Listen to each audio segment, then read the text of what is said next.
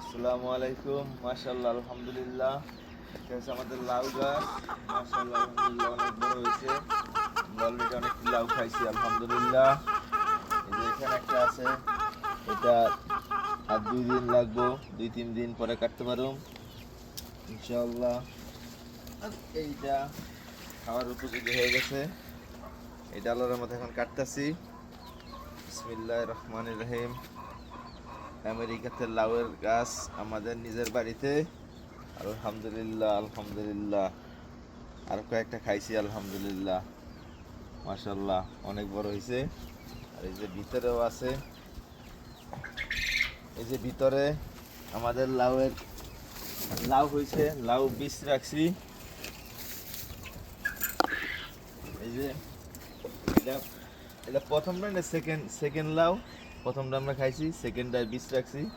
যেটা বীজ রাখছি বাতি হয়ে গেছে, অনেক বাতি, অনেক শক্ত। এটা আমাদের দুন্দুল হয়েছে, এখানে লাউ গাছের সাথে দুন্দুল গাছ আছে। এই যে এখানে দুন্দুল হয়েছে, আজকে দুন্দুলও কাটবো ইনশাআল্লাহ। আগেও কাটছি।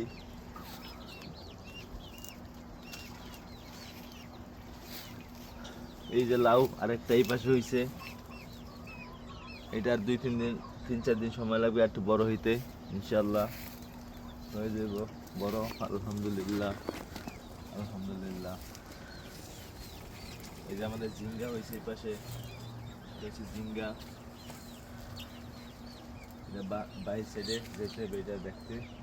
এই যে এই পাশে আরো ঝিঙ্গা হয়েছে, দুন্দুল হয়েছে, আলহামদুলিল্লাহ আলহামদুলিল্লাহ। এটা করবা, এটা হচ্ছে লাউ বীজ। আর এই যে আমাদের ঝিঙ্গা হয়েছিল, ঝিঙ্গার যে আমরা বীজ রাখছিলাম, এই যে ঝিঙ্গা বীজ হয়ে গেছে।